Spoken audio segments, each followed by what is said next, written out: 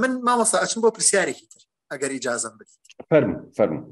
بۆ گەنجێک کە تازە زانکۆی تەواو کردووە یا چۆتە ئیشێکەوە و کارمەندە لە شوێنێکە و سەرەتای ژیانێتی، ئەم گەنجە کە لە مێشی خوا دایناوەڵە ڕۆژ لە ڕۆژان بزنسی خۆم دروستەکە یا ئەوێ دەسی پێ بکە و دەسی پێ ناکە، ئالەم قۆناغا ئەم چی بکە بۆ ئەوی استراتیژی بێت؟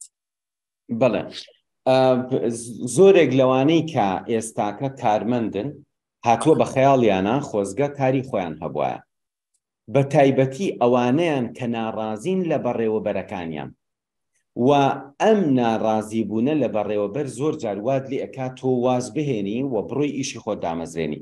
بەڵام قسەیەکمان هەیە کە من لە ماوە لە گروپی بزنس لیدەر هەم باسم کرد هەم بە نووسینش قسمە بەردەستیان ئەوە بوو کە هەمگینترین چیرۆک لە بواری بەڕێوەبردنە ئەوەیە کە بەڕێوەبەرێک ئەوەیە کە کارمەندێک لە دەست قەڵبی بەڕێوەبەرەکەی کە ئەڵێم قەڵب ئیتر بە کوردی هەمومانەزان یعنی لە دەست قەڵبی و خراپی بەڕێوەبەرەکەی هەڵدێت و ئەچێ پارەیەک کۆ ئەکاتەوە بیرۆکەیەکی هەیە بزنسێکدا ئەنێ و ئەم کەسە ئەزانن چیەکە، ئەم کەسە لە کارمەندیەوە ڕای نەکردووە بۆ خاوەنکاری، ئەم کەسە لە کارمەندیەوە لە ژێردەستی بەڕێوەبەرێکی خراپ هەڵهاتووە بۆ ئەوەی ببێ بە بەڕێوەبەرێکی قەڵب و خراپ.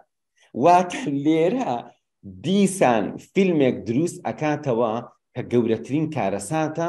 بۆیە من یەکەم شت بیڵێم بە کارمەندێ بڵێم تۆ پێویستە استراتیژی بیرکەیتەوە. ئەگەر ئێستا کە کارمەندی استراتیژیانە لە کارمەندی خۆت بڕوانە، باوەڕکە ئەگەر کارمەندێک استراتیژی لە کارمەندی خۆی بڕوانێ دەرسی زۆر وەرئەگرێ لە مۆزەفەکان، لە مشتریەکان، لە مدیرەکەی دەرسی زۆر وەرەگرێ. ئەم دەرس وەرگرتنانە و ئەو هەموو فشار و سترێسەی بۆی دروستە بێ ئەگەر استراتیژی لی بڕوانێت دڵنیا بێ ئەمانە خۆی ئەبێ بە وەبەرهێنان.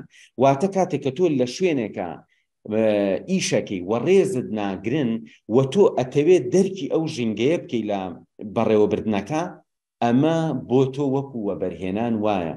بەڵام تۆ ئەبێ ئیلا استراتیژیانە بیرکەیتەوە بێ پێش ئەوەی بە تەواوەتی واز لە کارمەندی بێنیت، ئەبێ تۆ وەکو قسەیەکی جوان هەیە و زۆر باوە ئەڵێ بە هەردوو پێت قوڵای ئاوەکە نابێت تاقیکەیتەوە. ئەبێ ئەم کەسە هەتا لە ئیشەکەی خۆیایەتی استراتیژی بیرکاتەوە لە ژیانی کارمەندی، لە ژیانی بەڕێوەبردن، لە خودی بزنس و هەوڵ با فێر ببێت، دەورات ببینێت، کتێب بخوێنێتەوە، شارەزایی پیا بکە، بیرۆکەکانی لێکۆڵینەوە لەسەر بیرۆکەکانی بکە، لێکۆڵینەوە بۆ ئەو بیرۆکەیە بکەکەیە بە مێشکا و بڕات دیراسی بازاڕەکە بکە و مەرج نییە یەکسەر ببێ بە خاوەنی کۆمپانیایەکی گەورە و بڕوا خەڵک تاینکە. بزنس بۆ شێوازە نییە بە پێرفێکتی لەدایک بێ.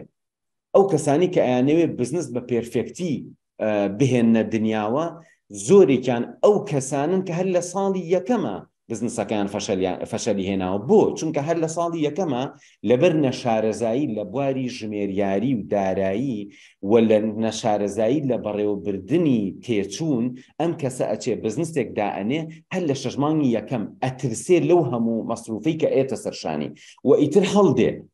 کاتێکە هەڵدێ واتە دوکانەکە دائەخا ئەڵێ من دەفتەرێکم زەرر کردوێ باشترە لە دوان.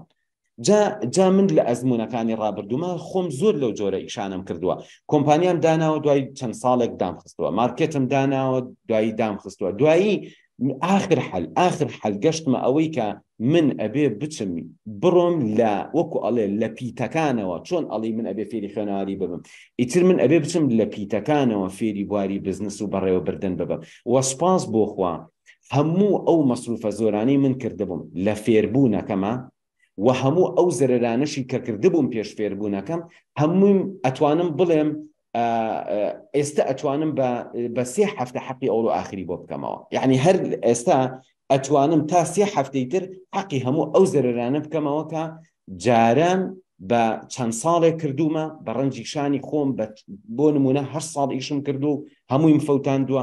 بۆ چونکە من بۆ هەڵانە ئیشم کردووە کە ئێستاکە زۆر یعنی ئەمێ حەزەر بم بە خەڵک تکایە وامەکەوەرە ناو دنیای بزنسەوە.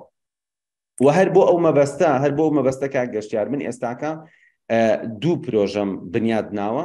پرۆژەی یەکەمیان بزنس لیدەرە و پرۆژەی دووەمیان کاگەشتیار مارکێت لیدەرە و بەڕاستی ئەمەوێ گەنجان بە تەواوەتی ئاراستە بکەم و ئەم پرۆژەی من زۆر گونجاوە بۆ مدیری کۆمپانیایەکی گەورە لە کوردستان و لە شارەکانی کوردستانە، بەڵام لەگەڵ ئەوەشا تەرکیزم لەسەر ئەوەیە چۆن گەنجێ بێ هەر لە سەرەتاوە لە ژیانی کارمەندیەوە پەلەی نەبێ، یعنی بزنس شتێک نییە بە هەڵپا. جا بەڕاستی زۆر شت ئەگەر شۆرتکەتی تیابێ واتە قەوبڕی تیابێ لە بزنسا ئینسان نابێ بیر لە قەوبڕ بکاتەوە.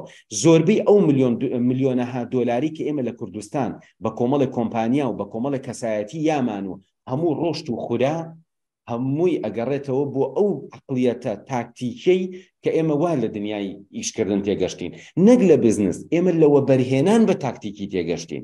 یعنی بۆ نمونە زمانێ من ڕۆشتوم یەکسەر وتومە ئەمە دەفتەرێک دەیخەمە ئەم ئیشە من لە بری ئەوەی کە طبعاً وە بەرهێنان استراتیژی ترە، یعنی خودی عملیەی وە بەرهێنان لە خودی بزنس ئەبێ استراتیژی تر بێ، چونکە وە بەرهێنان گرنگترینەکەی وە بەرهێنانی درێژخایەنە.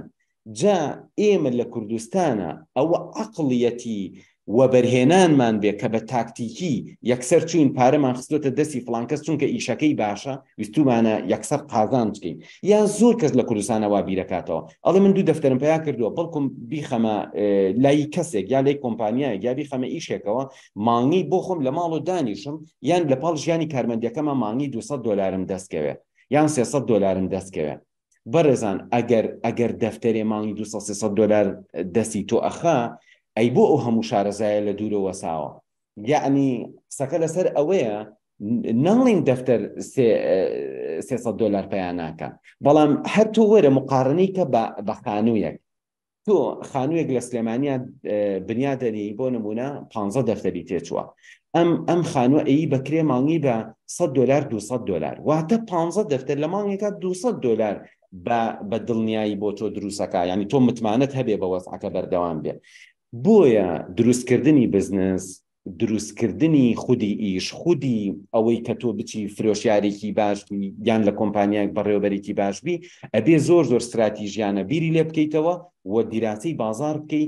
ئەو کاتە نەک ئەوەی کە دەفتەرێک $300 بۆ دروستکە لەوە ئەچێت تەنها بیرۆکەیەک بەبێ ئەوەی $200 کا سەرفکەی $10,000 دەست بخە، کەواتە هەمووی ئەمێنێتەوە سەر پارێزایی سەر ئەو زیرەکەی تۆ بەکاری ئێنی لە فێربوونەکە.